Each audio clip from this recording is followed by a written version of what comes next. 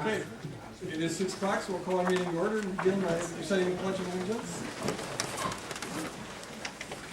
Pledge allegiance to the flag of the United States of America and to the republic for which it stands, one nation, under God, indivisible, with liberty and justice for all. Okay. Thank you all for coming. There are some seats available if you folks would like to move up and find a seat.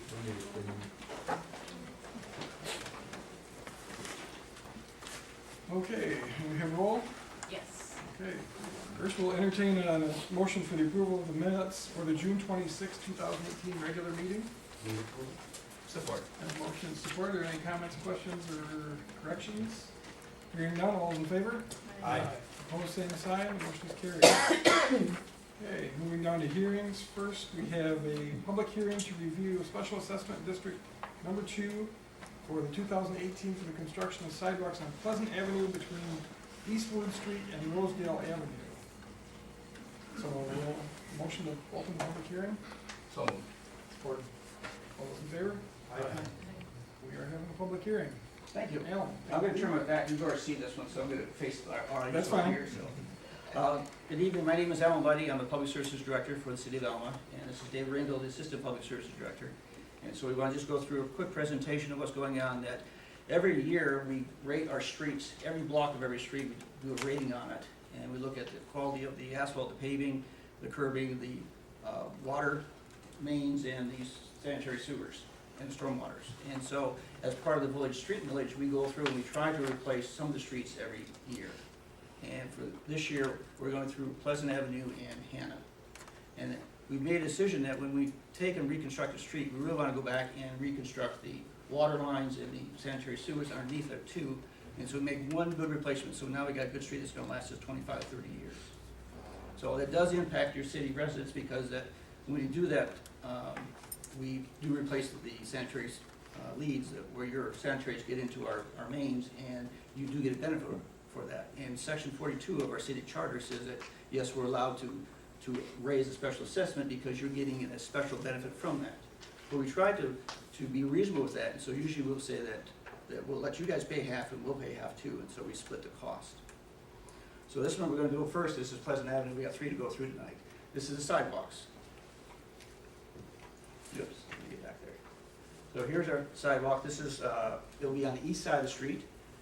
We picked that side because we have a little more room on the west side that the houses are very close to the street, so we said we'd like to put a sidewalk here. That's been part of our understanding is that when we do street reconstruction, we like to put in sidewalks if there are not any. And on this one, there is on Rosedale at the bottom, there is a sidewalk on the north side and up on Eastward, thank you. I don't have my glasses on, I can't see it anyway. Eastward is that there's one on the south side of the street, so this is a connecting sidewalk.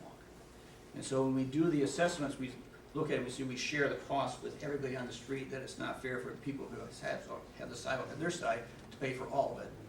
And so we split up the cost for everybody. And so as we look at the cost, is that we look at the linear feet of property you have at the frontage, and we assess the cost, and we're using $10 a foot.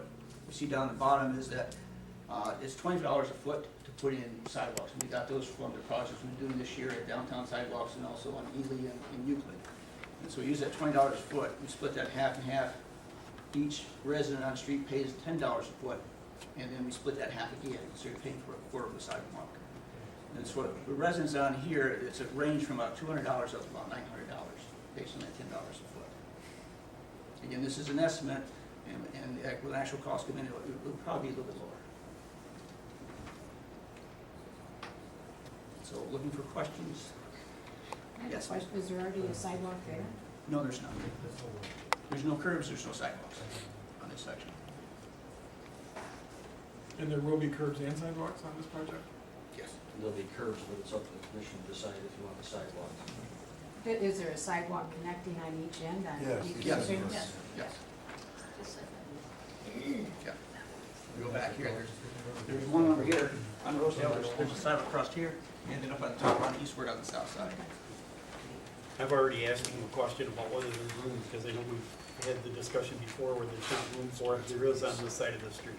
Well, I used to live over that way, and I'm just saying, it's been that way for 100 and some years.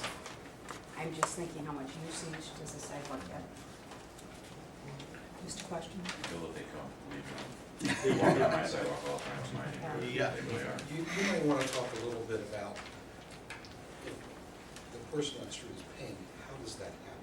It's put on a bill, can it be amortized over a period of time? So folks know, start thinking of it as a monthly cost as opposed to a lump sum.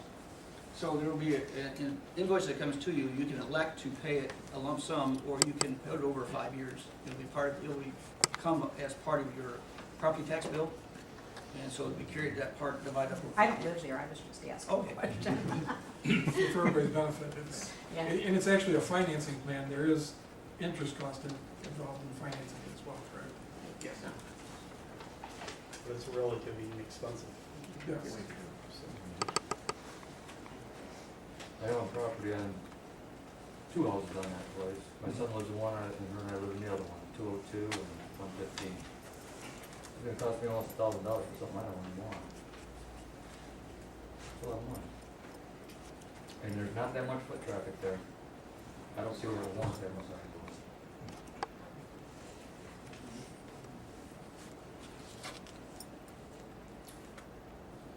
I understand and I appreciate your comment, and I guess that we need to go back and look at the other residents on the road to see if they want it too. When it comes back to commission, do you want to pursue? Yeah. I think it would be a benefit because there is a connector sidewalk on both ends. It meets all the criteria that I've changed my mind to, so that's, Yeah, and it does add to the property, the value of all those properties as well. I mean, it improves the whole neighborhood and everybody's property value should be better. it looks better when you have curbs and gutters too. Yeah. So, We have seen that as when we go through and do street reconstruction, that we do see the appreciation of, in those blocks, that the quality of the houses comes up.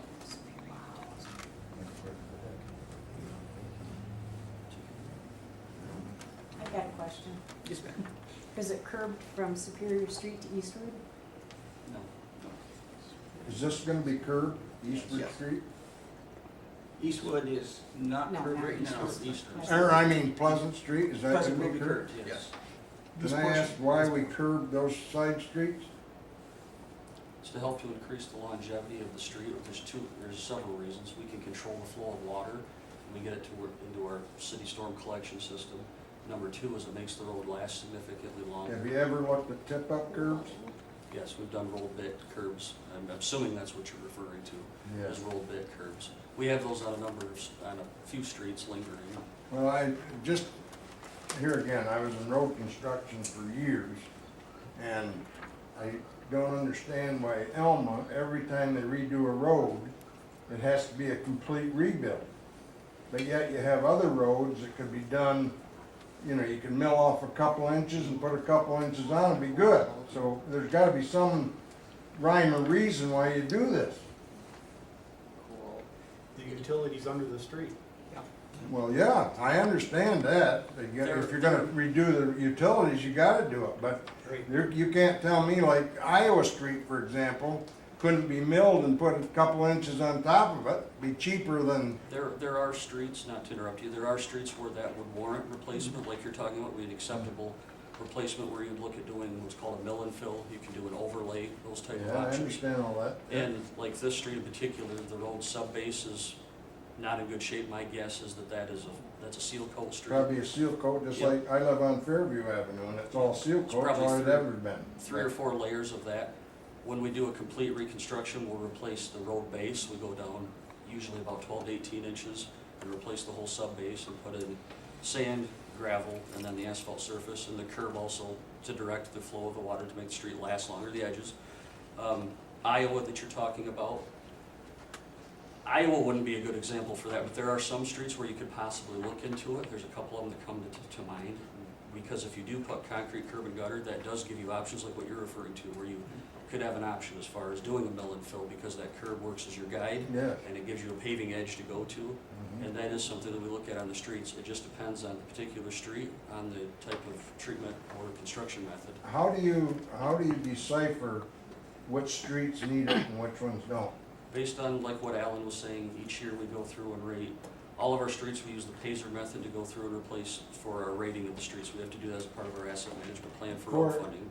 I- But, so that's how we determine streets. The city has a 6-year plan that was adopted a few years ago for the street construction that will be done in the next, now it's gonna be 4 to 5 years because we're already 2 years into that. But when we go through there, we replace it, or we grade it on a criteria of 1 to 10. 10's a brand new street, 1 being a true catastrophic failure where it's just basically road patch or nothing left of the road. Been That's- down river lately? There's a number of streets that aren't in good shape, and yeah, there's a number of those. So that's one method. We look at the road surface rating. Number 2 is the utilities below it, the condition of those. We base that on the years, the amount of breaks, the amount of time, like if you have several breaks per year as opposed to just a couple over a given amount of time. So that's what went into this last 6-year plan, was we based it heavily on utilities under the ground, on what streets we would replace. So it's not necessarily just the surface of the road rating, I understand it's that. the utilities below is what we Okay, use. that is my question. And Iowa Sound Slade is about 3 years out. But, what's that? Iowa Street is voted, it is part of the voted street village and is about 3 years out. Oh, To okay. be- Well, We don't live there either. I don't live there either, I'm just throwing out streets. Okay. Michael Street is kind of rough, though. It is. It is, and it has a lot of water breaks underneath it. There's a lot of them. Could be. We have more streets in need of repair than we're gonna be doing repairs for Well, I'm sure. the rest of our, all of our lives, I'm sure. Yes. That's why that's an argument I'll never get into, is there's always gonna be streets that are in bad shape. Oh, yeah. We're sinking slowly, we're just not doing as bad off as other communities. You can see our street plan, the ones we've done, this has not been updated recently, but we're trying to work through it, we can, it's just limited resources. Yeah. But we do try to replace utilities underneath because we have a very aging infrastructure. If we didn't have our street funding, I'll always say it, we would be way worse off than what we are. Yeah. Our local street millage money affords us to replace these streets like what we're talking about right now. If we didn't have our voted street millage, we wouldn't be talking about any of this, no street replacements. You'd have Lincoln Avenue going on right now, and that'd be it. Every 3 to 6 years, you'd have a street project.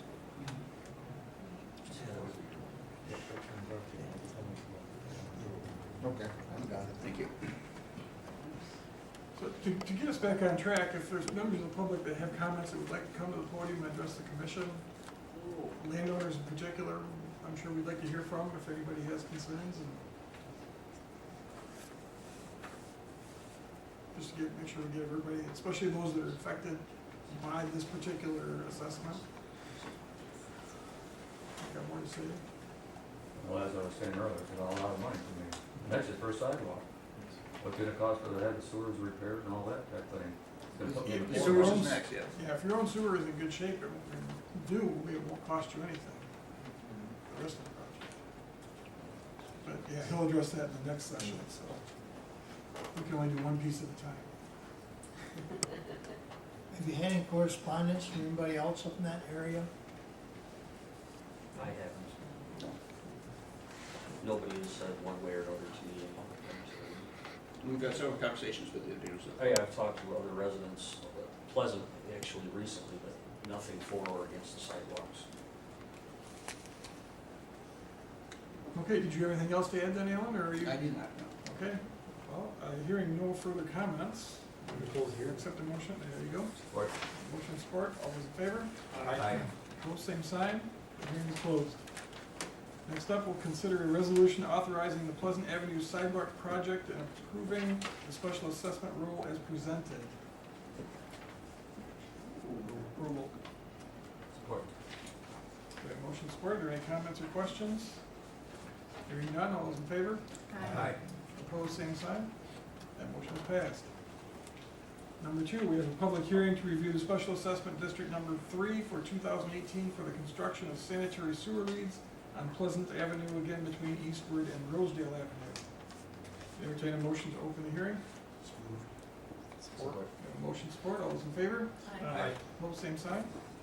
You have a hearing. Okay, so now we're back here, this is going down the street, as we mentioned, we're gonna replace the reconstruct the street, replace the sanitary sewer, the water mains, and the water lines from the main to the curb stop, and the sanitary leads from the sanitary main past the curb. And the reason we do this is that since we have a brand new street, we want to keep the integrity of the street, and so we replace what's underneath there, but also we go beyond the curbs, so that if you do have, as a property owner, that you have a problem with your sewer in the future, you've got good, solid, new pipe underneath the road, and you don't have to open up the road again and deteriorate the road. And also it avoids having a permit fee of the road opening. If I could correct you, just to correct that, we don't, as a general rule, we're not gonna go from the main to just beyond the curb unless you have anything other than plastic. If you have SDR 35 or better plastic, we'll leave you alone. We just hook it up to the sanitary sewer main, and there's no charge to it. If it's anything other than plastic, we'll replace it to just be on the curb line to keep it out of the road. Thank you. So again, looking at the cost, over here on the right, there's a 8x6 Y, that's the tie into the sanitary main is $275, and we just figure as an estimate is you have 25 feet of pipe at $50 a foot install cost, and then the sanitary cleanout, which is just beyond the curb, which is $275, gives you something you probably don't have now, is give you the ability to flush if you have a problem on your line. So that comes at $1,800, and so $1,800 is split 50-50 between the property owner and the city, and so then the assessment would be $900. So if we look at the total cost for, the range was $200 for sidewalk, the $900 for this, that'd be $1,100 for the other street, would be $900 for the sidewalk, $900 for the, so it'd be $1,800. And for you, I don't remember what your other numbers were, but this would be another $900 each. $1,800. $1,800 on this one, yeah, $1,800, $1,800. $915 or so, that's No, almost have you had, $3,000. ever had the sewer line replaced? Yeah. No, not that I know of. We've only owned the place about 5 years now. It's got plastic in there, it won't cost you for that, so. Correct. But, yeah, I don't know. And if it hasn't been replaced, you're probably gonna incur You're gonna the have, full cost at some point in the near future. yeah. At least in my experience, owning old houses. And me too. Yeah, especially I building know I've 1920, paid so for a number. it's Yeah. pretty old. Yes. What's tell us what the permit, just open streets costs, just open street. If this wasn't gonna be done within, any time within 10 years, the cost could be anywhere from $1,000 to $2,300 just to open the street up. You'd have another $400 for the sanitary sewer connection, plus any other restorations as far as terrace, sidewalk, curb. So it gets very, very expensive once that street And is your excavator's done. cost. That, say that's just permit costs, that's not the work performed. Yeah, it's much So even less though fun it's a than lot it- of money, it's still a lot cheaper to do it now than, you know. I to get understand the into sewer later. problem, I really don't have a problem with sewer. Sidewalk to me is redundant, I don't see no sense in it. I don't see no foot traffic that end of the road that don't want it. Another reason for the plastic pipe that we use is to make watertight connections. It also helps with tree roots, to keep those out, to make the laterals last longer as far as the sanitary main as well. And it helps to reduce infiltration into the sanitary sewer, so we don't have groundwater running into it. So we get kill a couple birds with that.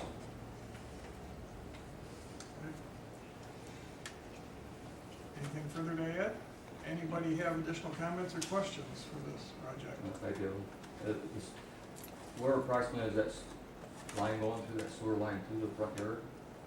Like, how far away from the center of the road kind of thing? From the center of the road is a rough idea. The lateral's probably about 22 feet, I would use for an estimate. What we try to do is get it to just beyond the curb line, within 5 feet outside of the curb line. So if it ever does need to be replaced, you're not undermining the road or having to get into the road surface. I'm wondering, the property's an old church, and it's almost out to the road itself. It depends on where the house is, to be And honest. it's paved all the way from the front of the Yeah. house all the way up to the road. But as a general rule, you'd probably look at about 22 feet, I would use, for length, if you had to replace it, like if you have anything other than plastic. Well, I'm just saying, because the existing structure there's a ramp built on the front of the place, and does all that get put back in? As far if it's a walk ramp, we won't get that far into it. We're gonna stay out into the yard portion of it. So, no, there's no alterations to the building structure or anything. You may wanna drive by the place, see what I'm Yep, I know exactly what you're talking about. Okay. Not quite familiar with all those areas. Okay. Any more comments or questions for us? Nope. Okay. I mean, you bet. Hearing none. Entertain a motion for closing. Support. And motion support, all in favor? Aye. Opposed, same sign. Close the hearing. Now, consideration of a resolution authorizing the Pleasant Avenue Sanitary Sewer Leads Project and approving the special assessment rule as presented. Entertain a motion to adopt it. So moved. Support. Okay, we have motion support. Any comments or questions? Hearing none. Those in favor? Aye. Opposed, same sign. And the motion is carried. Moving down to number 3, we have a public hearing to review special assessment district number 4 for 2018 for the construction and sanitary sewer leads on Hannah Avenue between Ferris Street and Michigan Avenue. Okay, this is a long block of Hannah. There are about 21 residents, I think, on it. And then, again, it's the same thing, which is reconstruction of the street, replacement of the sanitary sewer, the storm sewer, and the water main, and tie-ins for your water mains and your sanitary sewers. And it goes back, it's the very same formula, that it's $275 for the Y, about $50 a foot for 25 feet of sanitary pipe, and assuming that you don't have SDR 26 pipe. And then the sanitary cleanup, $275, $1,800, same total cost per property owner, and it's divided half and half, so that we get $900 would be the assessment to the property owner.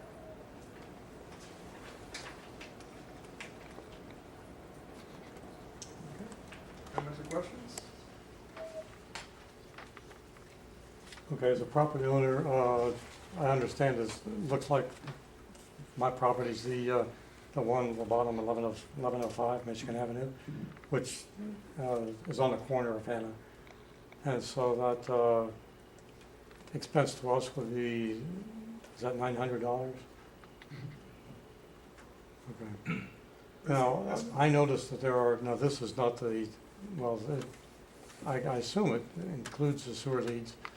But I noticed there are like 5 sections of sidewalk that have been, where the arrows are pointed, I think it's 5 or 6 that are gonna need to be replaced.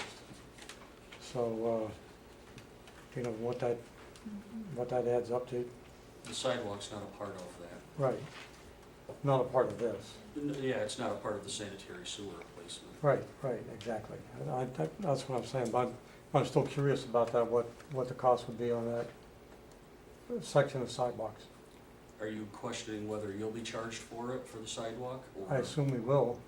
not on that, because that's, though there's existing sidewalk that's there, and if it meets city criteria as a part of the street reconstruction project, we replace them as a part of the project, there's no direct cost to them. I think it's he's got a sidewalk here that's marked. Yes, yeah, that's what, Replacement. yeah, it's Yeah. going to get replaced, but there won't be a cost to you. Okay. That's just a part of the street project. That's always good news. Because Save more money likely there. that years ago when the sidewalk was installed, that the property was assessed back then. Right, And and so I you know, had and we managed I did talk about the parking situation. And you're kind enough to say you could, basically, I don't know if it had to do with the curbs, going up there. And you said that you could allocate, spaces for two parking places. But, typically, I mean, we have 2 cars, so right there, those places are taken automatically. If anybody else shows up, then we're sort of at a loss as to where they're gonna park. So I wonder how that would be handled. Well, that's not an issue with the sanitary sewer. No, I but understand as far as- that. As far as with the street reconstruction, you would have parking in your driveway, or you could have on-street parking on Hannah Street, because there'll be one side of the street will be allowed for parking. Do you know We which haven't side? Do determined, what's that? you have an idea at this time which side? No, not yet. Okay. Yeah.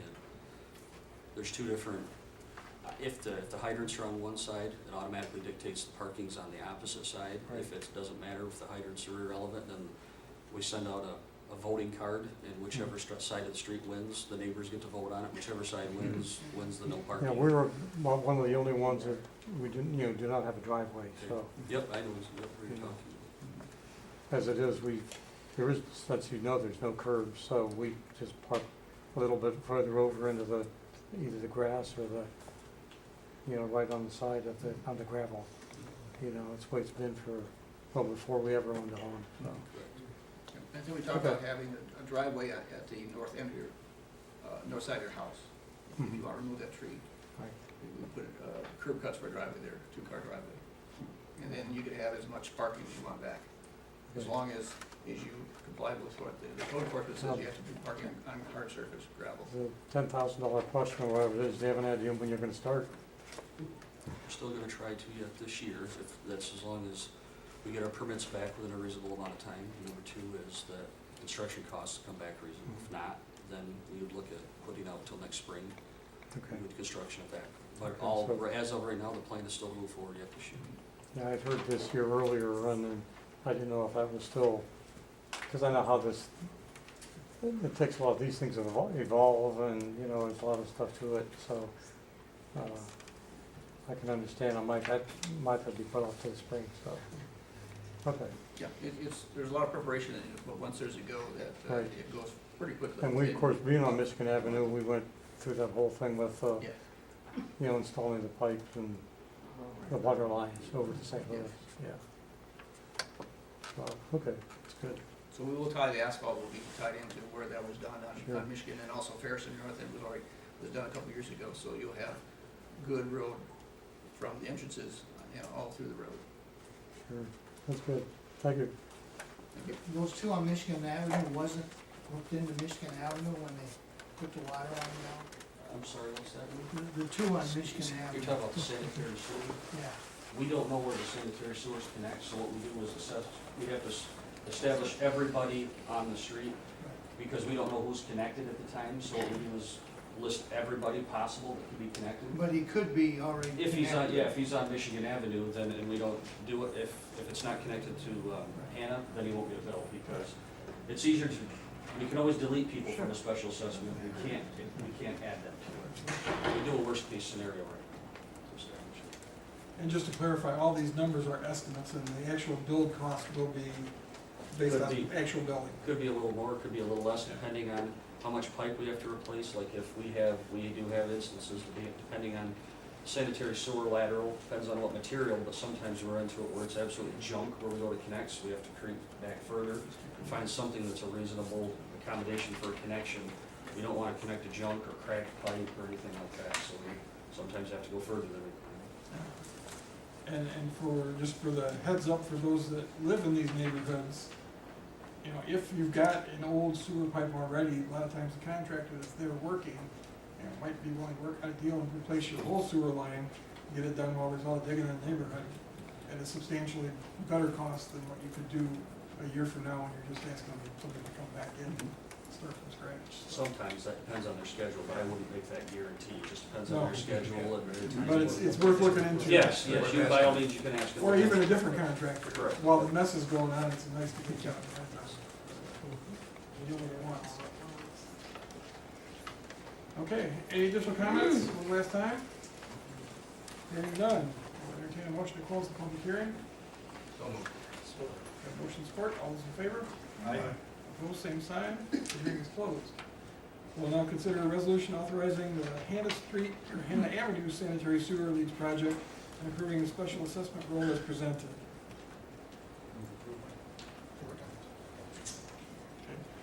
Did we get a second? Support. Did we get motion support? All those in favor? Aye. Opposed, same sign. That motion is carried. Thank you. Thank you, Ellen. And thank you, everyone that came and shared your opinions and concerns. Appreciate that. And we're very confident that your neighborhoods are gonna look a whole lot better when these projects are done, so. Consent agenda, request for payment in the amount of $2,121 to Midwest Collaborative for Library Services Courier Service for receipt and delivery of interloan requests, which apparently includes 3 stops per week. I assume this is an annual contract, is that correct? Okay, we have a motion of support. Are there any comments or questions? Did you know, happen to know, is this we've been doing 3 stops a week for some time now, or Who none less is the volume changing over the years with all the technology and the internet and. Like some holes, but I don't think it's been any different for a while. All right, just curious if we're seeing any reduced costs for people going to electronic things or the hard copies.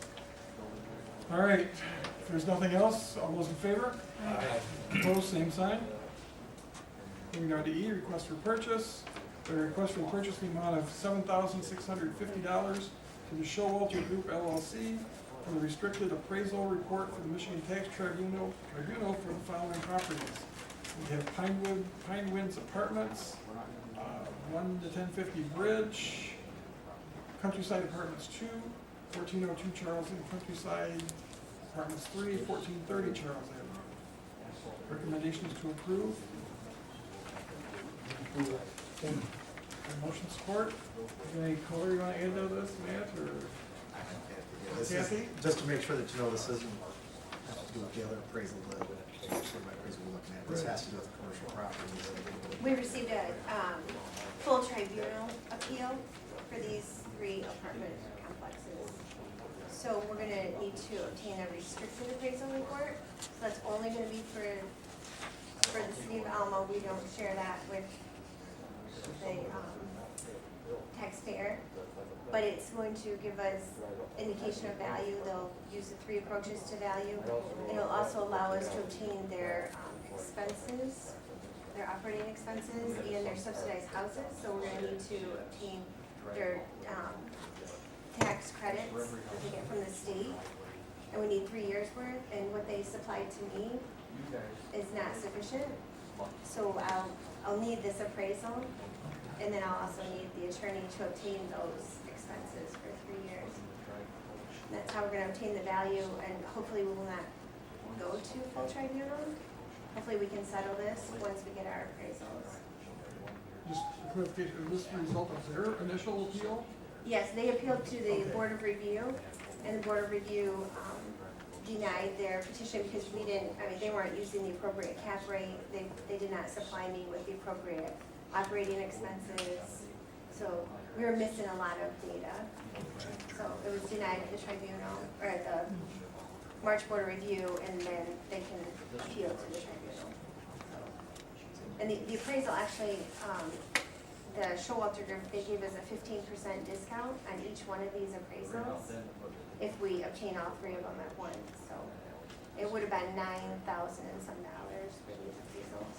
And you're familiar with this group that we've Very been familiar, using yes. before? Yeah, and this Matt Showalter, he actually is very experienced in subsidized housing. It's kind of a specialty with appraisers. So he knows, yeah, he'll know exactly what to obtain. Thank you very much. Does anybody else have questions for Kathy or anybody? Hearing none, all those in favor? Aye. Opposed, same sign. That motion is carried. Thank you very much. Okay, moving on to resolutions. First up is consideration of the resolution establishing the administration fee for noxious weed cutting at $100 per mow, with a $100 late fee if not paid within 30 days. Motion and support. Is there any comments or questions? This is not really a change, it's just a change in how we do things. But it used to be $200 with a $100 discount if you paid it early. So it's just to make our bookkeeping easier, it's $100 with a $100 late fee. So. Okay, all those in favor? Aye. Opposed, same sign. Motion's carried. Next up is consideration of a resolution to approve the fiscal year 2018 year-end budget adjustments, budget amendments, excuse me. Greg, could you speak a little more loudly? I cannot hear you. I will try. Maybe our microphones are not working. We don't have mics working that Oh, plug into I'm the sorry. camera. I will try and talk louder than that. My apologies. Okay, the first on our list is to increase the capital outlay line item in the Riverside Cemetery by $52,000 and to decrease the general fund balance by $52,000 to fund the unbudgeted mausoleum roof replacement. Item B is to increase the internal service fund public works services for downtown maintenance by $9,000 and to decrease the internal services fund engineering services for economic development by $9,000 to fund public works expenditures incurred over the original budget amount for downtown maintenance. Item C is to increase the contractual service line item in the assessor budget by $15,000 and to decrease the internal services fund engineering services for economic development by $15,000 for the down payment on a 3-year project to reappraise the entire city of Alma property tax purposes. Down payment will secure Alma's position in the work schedule by Legacy Assessing Services. Item D is to increase the wages and fringe benefits line item in the treasurer budget by $45,000 and to decrease the internal services fund information technology for city commission in the amount of $20,000 and to decrease the internal services fund for engineering services for economic development by $25,000. Due to the appointment of a new treasurer, wages and fringes were no longer spread over 3 different cost centers. The general fund treasurer now funds all the treasury functions. The reallocation of the original budgeted expenditures will accommodate the expenditures for the treasurer activity. And the final item on our list here is to increase the wages line item in the city manager budget by $104,500 and to decrease the general fund balance by $104,500 due to the fund contract payout to Philip Moore upon his exit from the city manager position. So, entertain the approval of all at once. Support. And motion support. Now, do we have questions or comments? Looks like pretty straightforward housekeeping, so. This is the new problem. You'll see every one of these under this new process, where it's coming in, where it's going out. Process. Okay. It's pretty transparent. Okay, hearing none. All those in favor? Aye. Opposed, same sign. The motion is carried. Moving down to ordinances. The first one, we have a consideration of a resolution adopting ordinance number 800 to amend Chapter 56 of the ordinances of the City of Alma, specifically subsection B of Section 56-35 relative to the billing for water charges. And the notation here says the billing for watering charges shall be under the supervision of the Finance Department, and all water meters shall be read once each month period. Bills shall be rendered for all premises once a month. Following the month, the said meter was read and shall become due and payable on or before the 20th of such month. If bills are not paid by the due date, a penalty of 10% shall be added thereto. So, motion, support, any comments or questions? Hearing none, all those in favor? Aye. Opposed, same sign. That motion is carried as well. Excuse me. Moving to reports, we have the Alma Police Department report for June of 2018, the Alma Transportation Center report for June of 2018, and I guess that's all. So we have 2 reports to receive. Move to receive. There are motions for it. Any comments or questions on the reports? Hearing none, all those in favor? Aye. Opposed, same sign. We have received reports. Item K, appointments. I'd like to consider the reappointment of myself, Mayor Greg Mapes, to the Gratiot County Greater Gratiot Development Board of Directors for the term October 1, 2018 through September 30, 2019. A motion support. Anybody have comments or questions? All those in favor? Aye. Opposed, same sign. Should I abstain? Or is this not? Okay, I'll vote for myself then. Thank you very much. Okay. Yeah, it's not like you get paid for it. I do? No, I don't. You're gonna say yes. That's a good board. It's a good organization. Moving down to appropriations. Take a motion to pay? So moved. Okay, a motion support. Any comments or questions? Hearing none, those in favor? Aye. Opposed, same sign? Okay, we paid the appropriations. Move to commissioners' comments. Oh, let's go first. Roxanne? Nothing tonight, thank you. Nothing tonight. Larry? Roger? Nothing for me, thank you. Matt? Why the group talk? Nothing for me. Nothing for you? Attorney? Yeah. Right, that's straight. Well, this I would just like to say that, to finish off, to look at where, we've already had some, estimates on the year end at this time of the year is really significant. That it shows some of the things that we've been able to put in order much quicker, that will only help us go into the next year, I think. And so Cynthia, I want to say definitely kudos to you and thank you so much for the effort that's been there. Thank you. You're I think we all welcome. appreciate it. I would second that, Cynthia, especially, I think the budget, you know, you've taken over and stepped up to this very well, and you're doing a great job and doing great things, so thank you for all your hard work on that.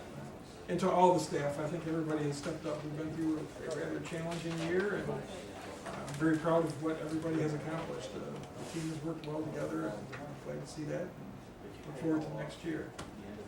With that in mind, there is a note you read to us during the work session. Some accomplishments that, would you like to share? Get them on camera here?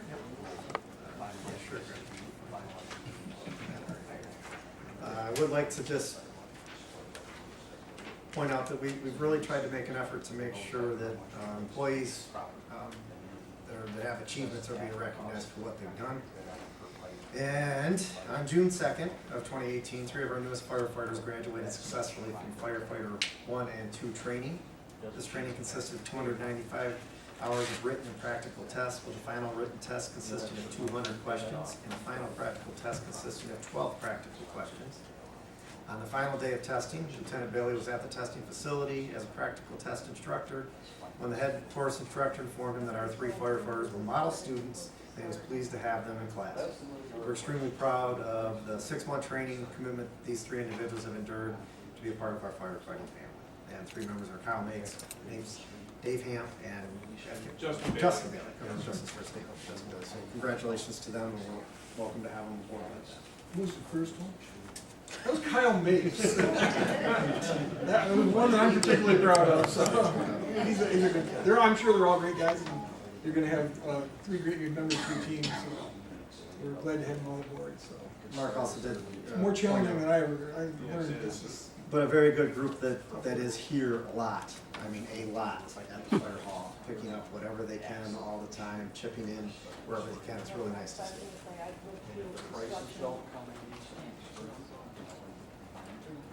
Oh, okay. I'm drawing a blank. I don't know. Just a reminder too, we want to make sure we get out there.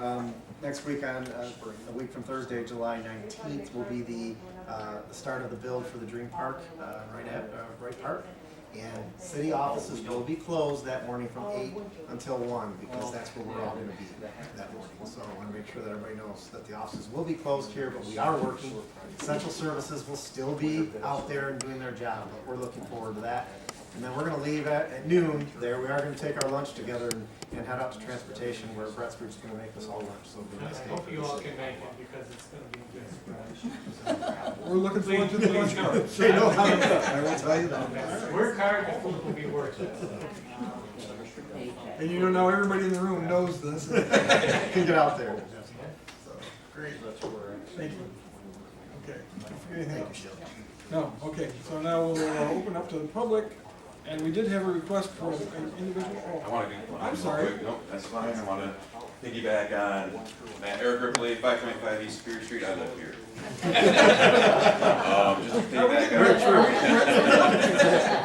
Just to piggyback on what Matt's saying, the 19th is the beginning of the park build. If you're interested in helping, it goes 19th, 20th, and 21st. So get on their Facebook page, get yourself signed up. We can use all the help we can get. So also, I'm going to do a plug for the Rural Urban Day. It's also the same day. So it's a great meal out at the fairgrounds, $10 if you get it early for a steak dinner. So if you go out there and support that organization, that'd be great also. So just wanted to say also, because I've got this comment a couple times, the donation slats that were part of the old park, they have them. Those will be available the days of the build. So if you have them out there that your family or something donated and had a slat and you want it, please show up at the park and you can pick it up there. So those things are still available. Those did not get thrown away. Did they locate the time capsule? No, they did not. No, they did not. They dug, the excavator looked at the 2 locations they thought it was, and then they rented or actually it was donated, excavator was donated from Red Rig. they went around and looked at a few other places, and they were not able to find it. They did make a chance. They did make an effort for it. So, yeah. We're cloudy hopefully we as see the weather. everybody. So. Is there one plan for this bill? No. Not that I know of. No, I think after what they went through trying to, yeah, that might be why, because it was one of those sketch areas, yeah, I remember we did. I can remember that, I remember them talking about wanting to do that back then and saying if you have things for it, but nobody really knows if it's there or not. Maybe it was my family that buried it. Yeah, it was very good then. I think enough of that. We did have a request to speak from Rachel, and forgive me. Rochelle Genge. Rochelle Genge? Yes, Rochelle Okay, Genge. sorry about that. That's okay. I'm used to having my name. So we appreciate you coming to visit us, and Thank you. I do have a little bit of material to pass out, and you have quite a group here, so I have 25 folders. I'm hoping some of the audience is able to. Thank you, sir. 10 here.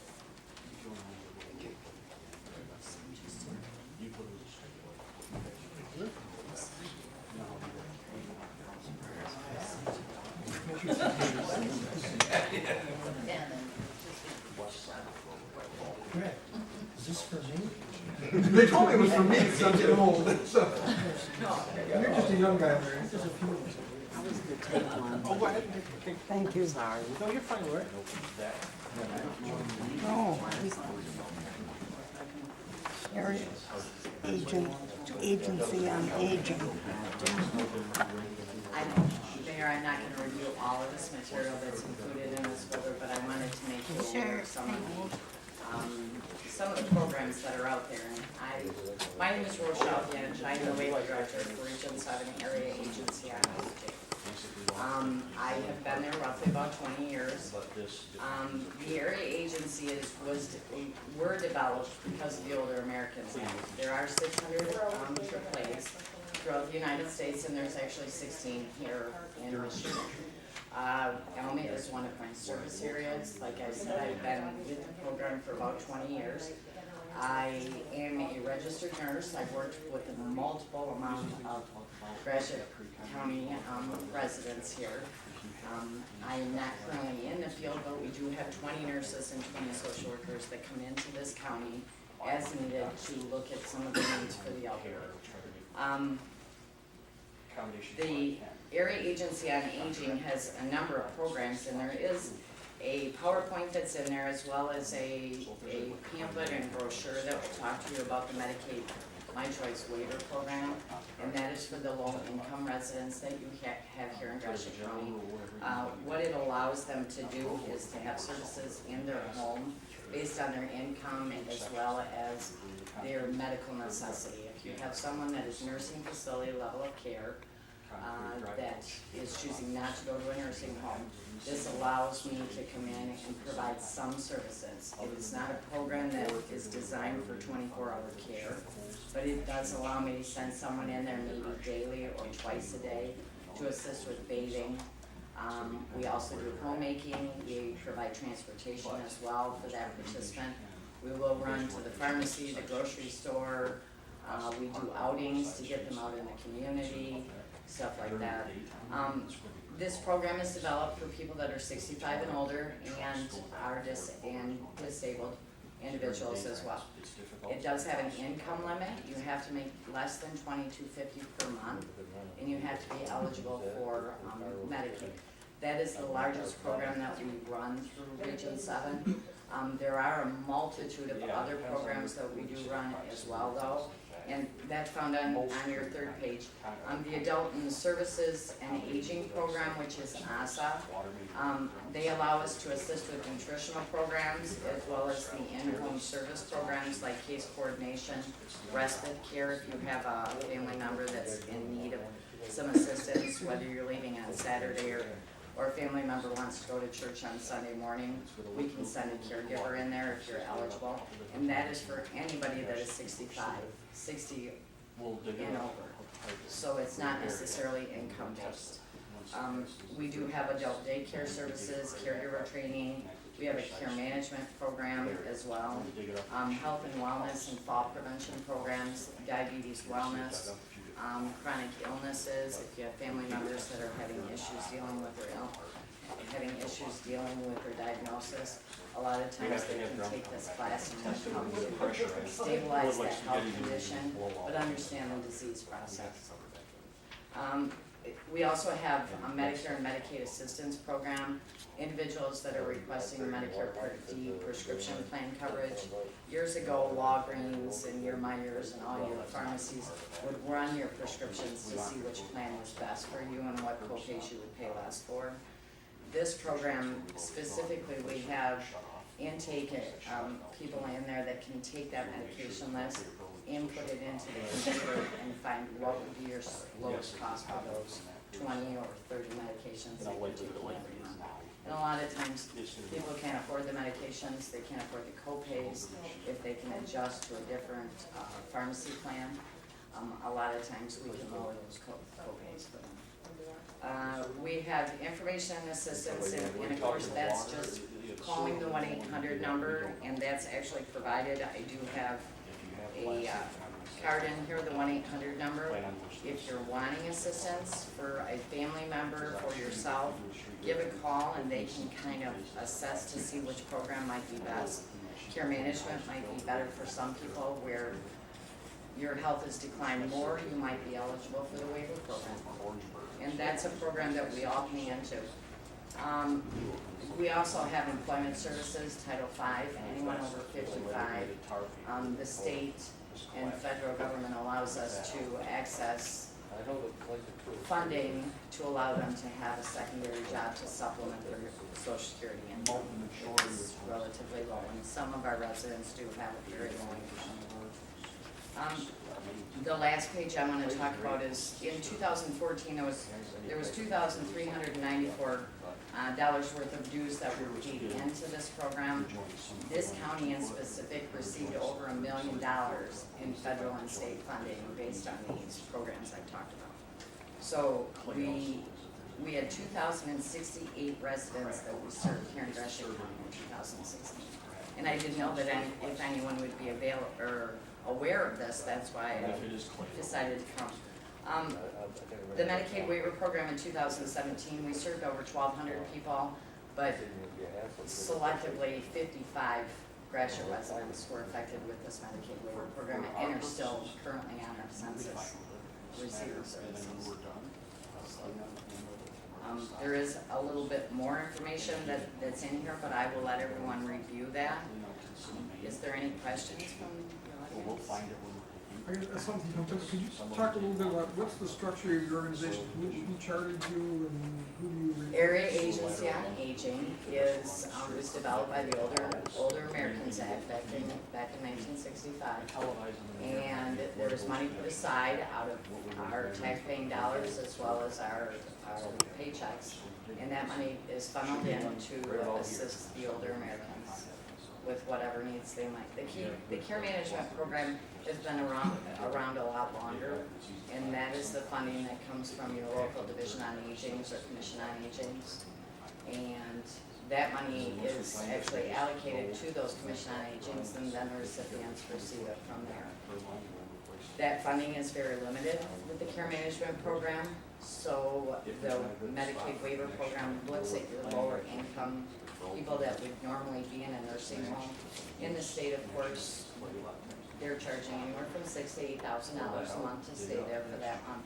With the waiver program, basically for about $2,000 to $3,000, you're keeping somebody in their home and you're allowing them to be more independent. And we do pull in a lot of informal support. If you have your daughter taking you to church on Sunday, that's a day that the caregivers would not come in. Monday, Wednesday, and Friday, when you're requesting showering or assistance with meal prep, the girls may come in the morning and they may come in the evening just to assist with the other needs, homemaking, laundry, any of that stuff. And that's income based. Is this for disabled people too? Yes, it is. 65 or 18 and disabled. And do you work with local agencies, or do you get referrals from local agencies? Yes, I get referrals from local agencies, home health care companies. They'll go into the home and know that Medicare will only pay for a 9-week period for them to be in the home. Who's gonna take care of your grandpa or grandma once they leave? Region 7 gets called and we try to place you in a program that's gonna best fit your needs. And a lot of times with the care management, you have a certain amount of budget, so they're only able to put 2 hours a week in there. And the 2 hours a week may assist somebody with some housekeeping or maybe going and shopping, and getting your pharmacy, but it doesn't address the shower, personal care, and buying needs that this one has. And I know they're ramping up a PACE program for our region. Actually, You work we are, with them? yes, we are. We are working with Ms. Honeycomb on that, as well as, we do have the Thumb area. There's 10 counties that Region 7 actually covers. We cover the Thumb area, we cover Gratiot, Clare, Isabella, Bay County, Midland County, Saginaw County. We have quite a service area, but I chose Gratiot because I've had participants here, and I've seen how the programs work. Anybody else have comments or questions? Anybody from the public? I assume you'll take questions from the public Yes, if there are any? anyone. Normally we don't put people up front yet. Okay, you got a few years, sir. Well, no, hopefully we can help some of our people that need our specialized services, for transportation needs. Maybe we can- Oh, that would be wonderful, and that is something that the state just recently allocated for non-emergency medical transportation. We'll be here. Yes, you're welcome to call me. Definitely. I'm There hoping we so. go. Thank you. Very good, thank you. Very welcome. Appreciate the information. Thank you. Okay, so anybody else from the public like to comment? Please come to the podium, state your name and address.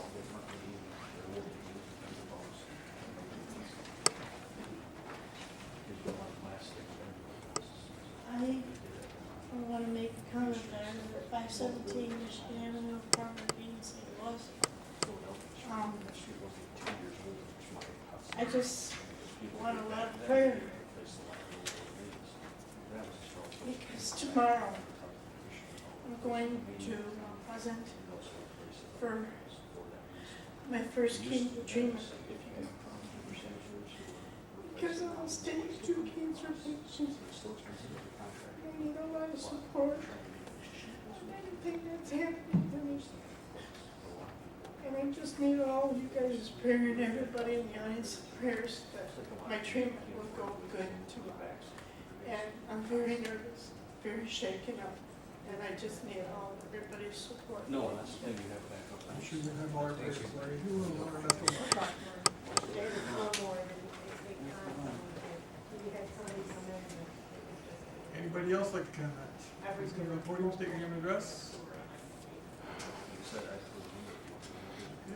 with that. Here we have one. Yeah, let's get moved closer.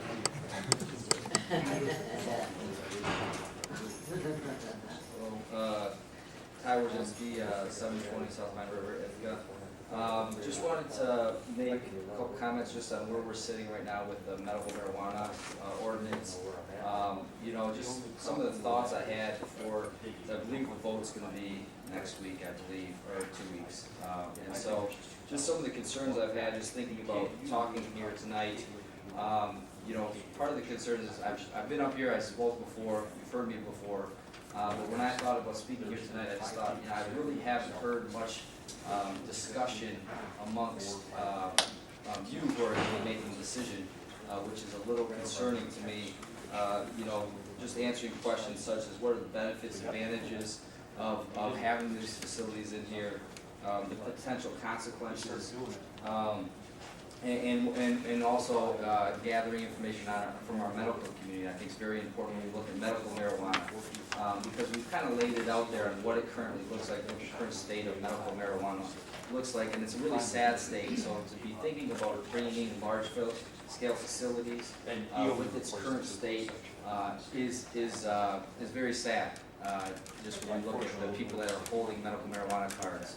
And also too, it was a little disappointing to me that, you know, it felt like we were on this path to waiting until November, and then the day before a commissioners meeting, the agenda gets changed, And that wasn't disappointing. What was disappointing is there was no explanation of why that occurred, why that happened, why all of a sudden it seemed like, to me anyways, and to several other individuals, the change in direction. And I think with trying to be transparent and open, I think that needs to be addressed. We need to be educated more on what's going to happen. I mean, we have a perfect opportunity for November, the November election, to see what happens, to gather some information on really what the city, the residents of Elma really feel around this issue,